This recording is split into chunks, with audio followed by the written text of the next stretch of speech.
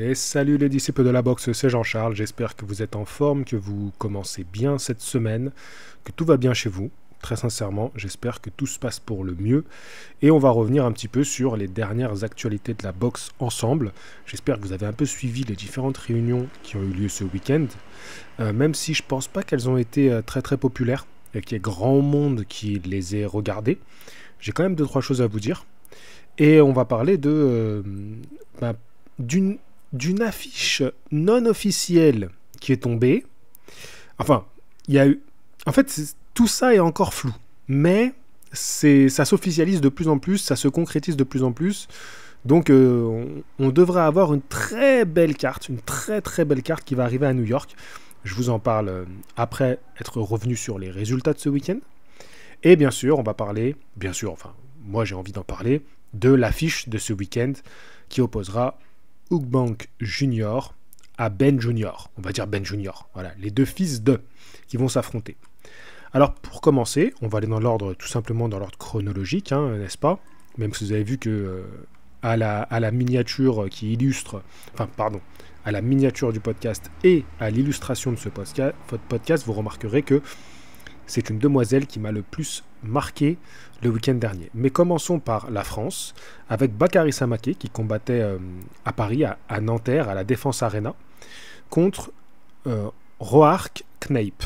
Roark Kneip, c'est un Sud-Africain, qui avait une affiche qui était loin d'être ridicule. Il avait seulement 2 défaites, pour 17 victoires, 12 remportées avant la limite et un match nul.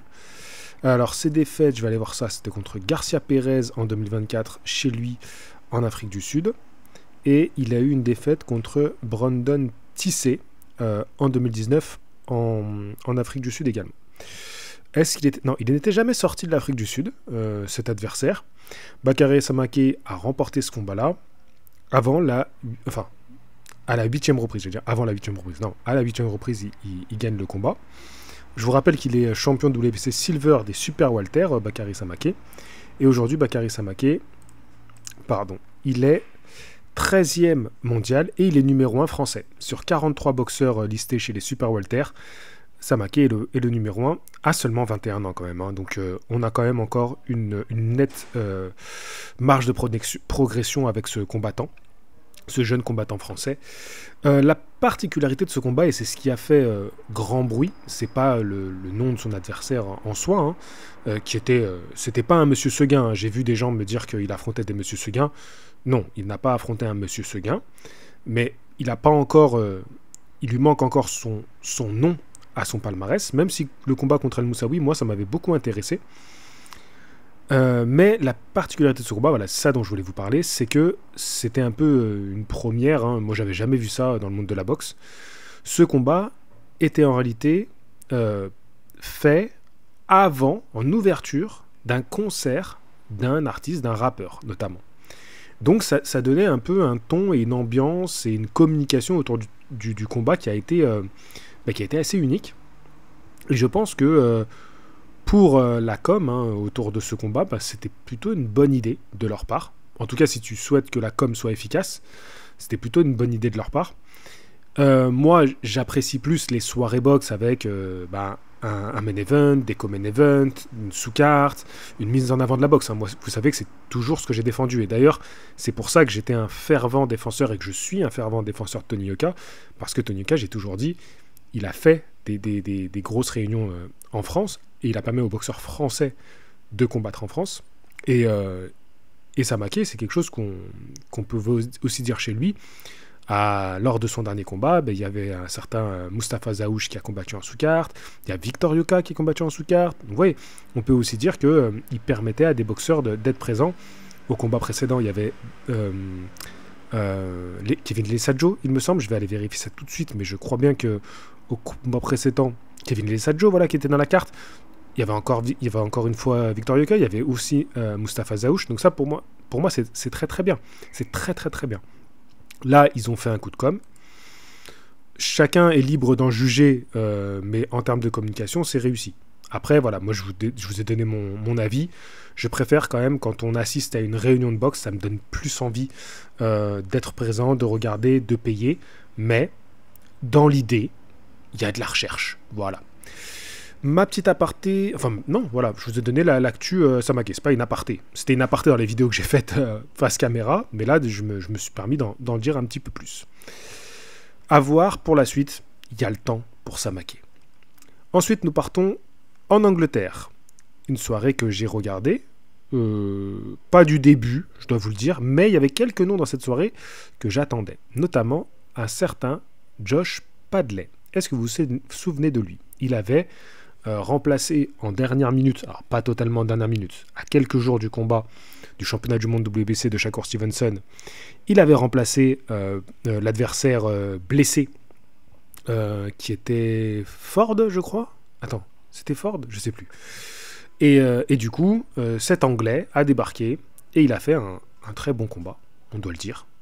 Enfin, pour un gars qui, on le savait, n'était pas du niveau de Shakur Stevenson, qui est un combattant exceptionnel. Pour un mec qui est 30e mondial, voilà. Et donc là, il a derrière signé avec Matchroom Boxing. Matchroom Boxing lui a signé un contrat, donc Eddie Hearn. Et là, c'était un peu, tu vois, attends, combien de temps après le combat contre Shakur Stevenson? C'était en février. Et tu vois, quelques mois après, boum, il est dans une grosse carte anglaise, dans une soirée très sympa, avec des noms, et il y a les supporters qui sont là pour l'acclamer. Il y a encore 2 mois, c'était un inconnu au bataillon. Et pour ça, les Anglais, je dois vous le dire, hein, j'ai une jalousie profonde. Profonde, ça me bouffe de voir à quel point ils sont capables d'avoir un écosystème boxe et un engouement autour de leurs boxeurs, c'est fantastique. Il avait un adversaire, bien sûr, choisi pour lui permettre de, peut-être pas de briller, mais quelque part de faire son entrée. Voilà, c'était important, un combat de retour, important après sa défaite contre, quand même une défaite avant la limite, hein, contre Shakur Stevenson, il faut revenir de ça. Et il a quand même son adversaire qui a fait le taf, qui était présent, il a fait le taf. Ça a duré 5 rounds, Padley l'a arrêté. Et j'ai trouvé ça super. Voilà, j'ai trouvé ça super. Donc c'est dans la catégorie des poids légers. Donc Padley, c'était la catégorie dans laquelle il a combattu contre Stevenson pour le titre WBC. Donc il continue à évoluer dans cette catégorie-là. Donc ça m'a fait plaisir. Voilà, je voulais vraiment voir Josh Padley. J'étais touché par son histoire. Et voyez, c'est le genre d'histoire que j'aime. Ensuite, on avait Josh Warrington qui continue à combattre, qui a été champion du monde à une époque, qui est aujourd'hui en fin de carrière à 34 ans, et qui continue à faire des combats, qui continue à faire le show, continue à faire le spectacle. Et donc là, il affrontait un Asad Azif Khan, un Indien, donc je vous avoue que j'attendais rien. Et Asad Azif Khan, eh ben, il a fait le taf. Il a fait le taf, il a été présent, il a boxé, il a été pénible pour Josh Warrington, et il m'a agréablement surpris. Donc on est dans la catégorie des super plumes. Donc voilà, il perd, il n'y a rien à dire, hein, il perd nettement, mais moi ça m'a plu, la prestation qu'il a proposée. Et enfin, on avait un main event qui était une ceinture WBC Silver des super légers, cette fois-ci. Donc là aussi, une WBC Silver, qui opposait Dalton Smith à Mathieu Germain, qui est donc un Anglais contre un Canadien. C'était pas un combat exceptionnel, très sincèrement. Dalton Smith remporte le combat au point, de manière unanime, il n'y a pas grand-chose à dire. Pour moi, quand tu vois la catégorie des super légers, Dalton Smith, je le trouve un peu en dessous quand même. Mais c'était une soirée anglaise sympathique. Sympathique. Je ne sais pas si vous l'avez regardé, moi j'ai passé un bon moment, sans dire que c'était exceptionnel. Ensuite, nous décollons pour la Californie. Et donc tout ça c'était ce week-end. Hein. Et là, je vous avoue, j'ai regardé qu'un seul combat, mais qu'est-ce que je l'attendais ce combat. En fait, c'était Gabriela Fundora. J'attendais le retour de Gabriela Fundora, qui est la plus jeune combattante à avoir réunifié toutes les ceintures. Tout simplement, hein, d'accord. Même pas dans sa catégorie, hein, c'est la plus jeune à avoir réunifié toutes les ceintures. Elle avait, je vais vous dire son âge exact, pour pas me tromper, elle avait une vingtaine d'années, mais je vais vous dire 22 ans, voilà. À 22 ans, elle est la plus jeune à avoir fait ça.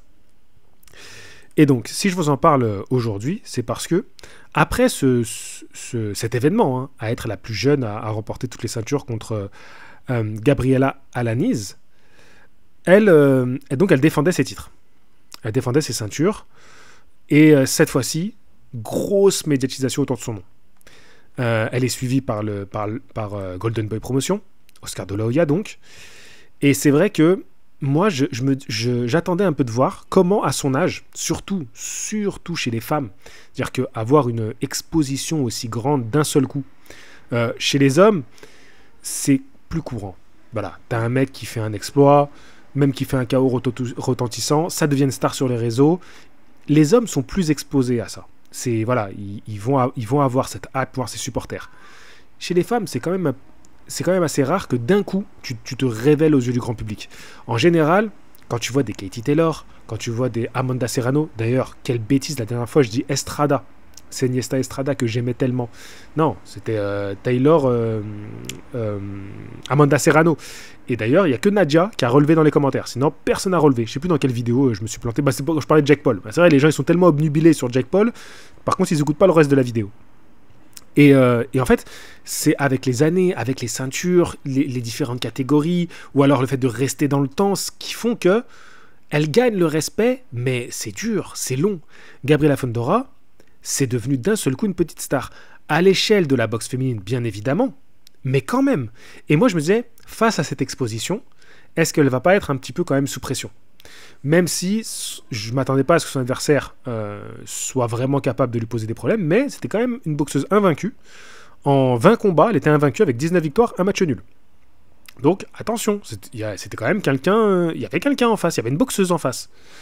Et franchement, c'était désespérant de voir Marilyn Badillo, Amaya, tenter des choses, mais être en incapacité de renverser la vapeur. Elle essayait de travailler avec les crochets, de bouger la tête, elle essayait de changer un petit peu le game plan qui se passait complètement contre lui, tu vois. Ça allait que dans un sens, le combat.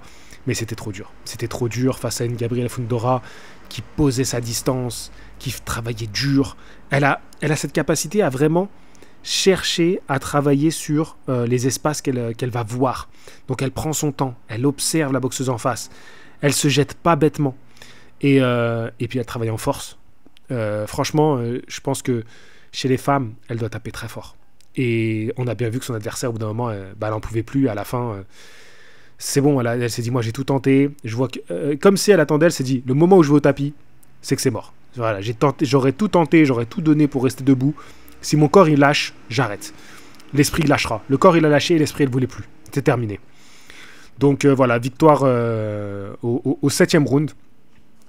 Donc par KO voilà, de Fundora. Je suis content, ça m'a régalé, ravi, hâte de voir la suite pour elle, hâte de la suivre pendant encore 5, 6, 7, 8, 10 ans, pourquoi pas, tant qu'elle voudra. Franchement, je suis très très content d'avoir... En fait, c'est le genre de boxeuse dont la boxe féminine a besoin et que la boxe féminine mérite. Voilà, donc ça c'était un petit mot sur cette soirée de boxe, je vous dis pas plus sur le reste, voilà, ça suffira. S'il y en a qui ont envie de commenter le reste de la soirée, libre à vous dans les commentaires, cet espace est fait pour vous. Ensuite, nous allons nous envoler pour l'Angleterre à nouveau. Et cette fois-ci, c'était une soirée pareille que j'attendais. C'était les deux combats que j'attendais. Hein. Enfin, je vais pas vous mentir, c'était les deux noms que j'attendais. Gabriela Fundora et Ben Whittaker. Alors la soirée de combat revanche entre Ben Whittaker et Liam Cameron, j'ai fait une vidéo réaction en live. Donc je ne vais pas forcément trop m'attarder, mais il y avait quand même le retour de Frazer Clark, après un très gros KO, je vous rappelle. Hein. Donc il a choisi un adversaire largement à sa portée, mais qui avait une fiche pas dégueulasse du tout, pour pouvoir rapidement revenir dans les classements mondiaux. Mais je vous rappelle quand même, gros KO premier round qu'il a pris en fin d'année 2024 contre Fabio Wardley. Il gagne son retour, rien à dire. Lee Cutler qui a perdu contre Sam Eggington. Ils ont fait un combat engagé comme toujours avec Sam Eggington. Sam Eggington, je sais pas quel âge il a. Attendez, je vais regarder ça. Mais lui, à un moment donné, faut pas qu'il reste trop longtemps dans la boxe. Hein, parce que sa famille, ils vont... Avec 31 ans, mon gars, tarde pas trop. Tarde pas trop parce que tu manges trop des coups comme si c'était de la confiture de myrtille. Et Ben Whittaker, Liam Cameron, et ben voilà. Ben Whittaker qui gagne dès la deuxième reprise contre Liam Cameron. J'ai eu un débat avec Thibaut, mon collègue avec qui on aime bien discuter boxe. Je voulais qu'il soit présent pour la vidéo réaction après combat. Malheureusement, il ne pouvait pas. Il était en famille. C'était le week-end de Pâques. Je comprends totalement. Et donc, on débattait un peu. Et lui trouvait quand même que Liam Cameron avait été arrêté un petit peu trop par l'arbitre. Et moi, je lui rétorquais que Liam Cameron, c'est pas du tout plein. Et quand on voit les ralentis, je comprends quand même l'arrêt. Il a concédé ce point que c'est vrai que Liam Cameron, que ce soit sur le ring et même dans la conférence de presse, ne s'est pas plaint. Ben Whittaker qui avait l'air très touché, très émotif après ce combat. Ça fait quand même plusieurs fois qu'on voit des boxeurs perdre un peu les pédales après un combat. C'est pas le premier cas. Est-ce qu'on n'est pas en train de voir naître quelque chose dans le monde de la boxe professionnelle et qu'au bout d'un moment, il faudra peut-être mettre le doigt dessus et commencer à en parler très franchement. Ben Taker qui est parti complètement en folie après le combat, qui en conférence de presse s'est mis à pleurer pendant qu'il répondait aux questions, donc un peu le retour après adrénaline. Surprenant, oui et non. On sentait qu'il y avait un gros enjeu pour lui dans ce combat-là. On ne sait pas toute l'implication personnelle qu'il a mis avant le combat. Donc voilà. Mais à suivre. En tout cas, c'est vrai que moi, j'aime beaucoup la tournure de sa carrière. Surtout maintenant qu'il y a un certain Andy Lee dans son coin. Donc moi, ça me plaît bien et j'ai hâte de voir la suite. Même si, comme on le disait en live, il est loin du top de la catégorie, mais en même temps, c'est un mec qui est, je crois, 40e mondial. Donc bon, faut pas trop en dire. Et maintenant, j'en arrive à la fin de cette vidéo, avec les infos qui sont tombées. C'est parfait, on est à 15 minutes de vidéo. Je voulais pas faire trop long, c'est impeccable. Alors, il y a une carte qui a popé sur les réseaux. Je suis désolé. Attendez, je vais essayer de retrouver la source parce que j'aimerais bien la dire. Parce que, en fait, j'avais mis... Parce que Edgar Berlanga l'a relayé, la carte. Et donc, comme Edgar... Je voulais pas en parler, moi, tant que j'avais pas... quelque chose d'un petit peu plus fiable. Tu vois, moi, maintenant, je préfère faire moins de vues, être pas le premier sur l'info, c'est pas grave, mais attendre que ça soit validé. Voilà, que quelqu'un valide. Ah, voilà, j'ai retrouvé, les gars. C'est Source of Boxing. Donc, Source of Boxing nous balance une carte. Donc, la sous-carte de Stevenson Zepeda. Stevenson Zepeda, je vous rappelle, ce n'est pas encore officiel, mais comme je vous l'avais expliqué dans les dernières vidéos, je vous avais montré avec des captures d'écran, tout ça, je vous avais montré que c'était quasiment fait, quoi. Ça allait s'officialiser. Et donc, on aurait dans cette carte David Morrell, qui affronterait Iman Kataev. On aurait Edgar Berlanga, qui affronterait Hamza Sheeraz. Donc, Hamza Sheeraz monterait bien en super moyen. Et on aurait un autre championnat du monde, Alberto Puello, qui affronterait Subriel Matias. Alors là, c'est intéressant. Je vais juste vérifier que Alberto Puello soit bien champion du monde, que je vous dise pas une connerie, les gars. Mais je crois bien qu'il est champion du monde. Hein.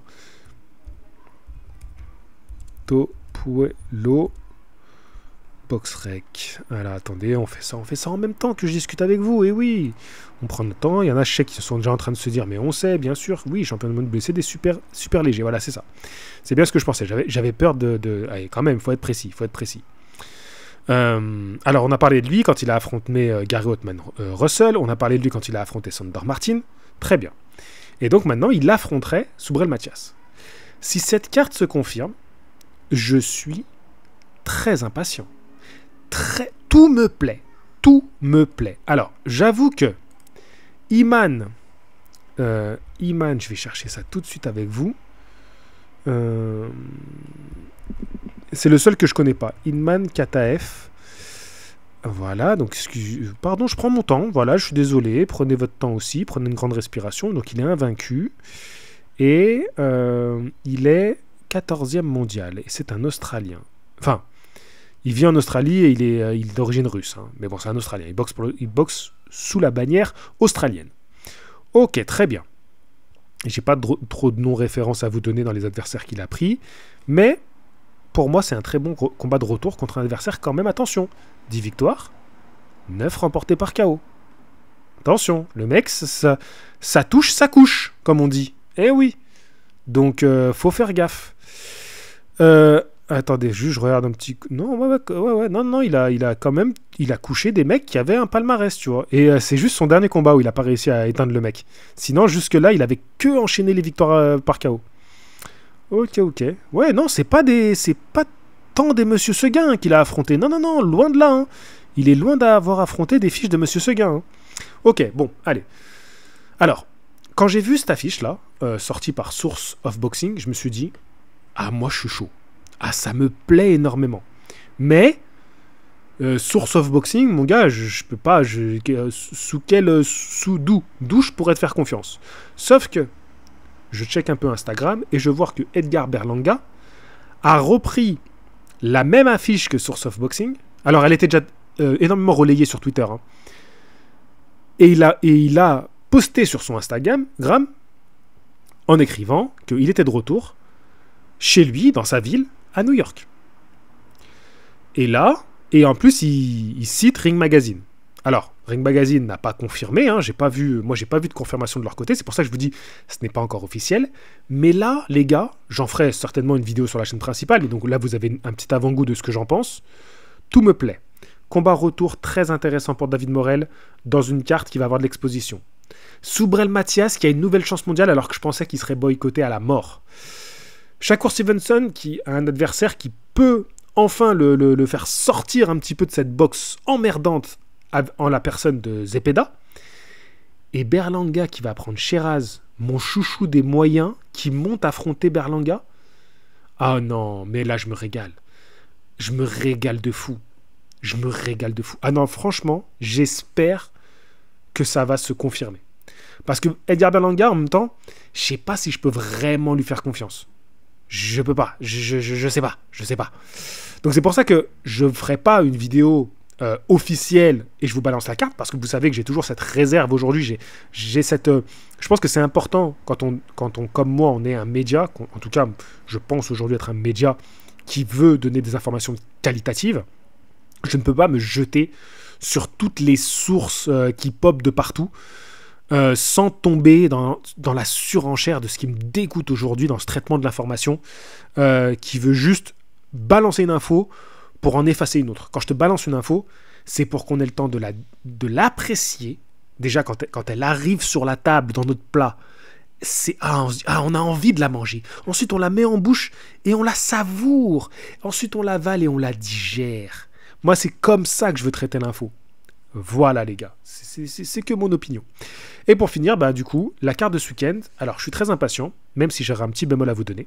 Parce que dans cette carte, on va retrouver déjà Anthony Yarde et Lyndon Arthur qui s'affrontent pour la 3e fois. Donc peut-être que je prendrai le temps de revoir leur premier combat. Je pense pas que j'ai vu les deux. Très sincèrement, je pense pas que j'ai vu les deux. Le dernier combat, c'était en 2020. Et ils s'étaient affrontés quand avant? Ouh, mais ça doit remonter alors. Attends, qu'est-ce que je raconte, moi? Excusez-moi, les gars. Je regarde en même temps. Ah oui, 2020-2021. Mais oui, j'avais vu les deux combats. Si. Parce qu'il avait perdu contre Arthur. C'était sa première défaite chez les professionnels, je crois. Non. C'était son retour après Kovalev. Oui, mais j'ai vu. J'avais vu, pardon. J'avais vu les deux combats.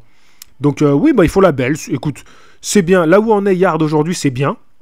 Même si Yarde aujourd'hui, il peut prétendre à des meilleurs combats. Surtout dans cette catégorie où quand tu sors après le top 5, c'est assez ouvert pour faire des combats assez intéressants. On parle des mi-lourds. Hein. À 33 ans, hein, voilà, il peut encore nous faire des combats sympas.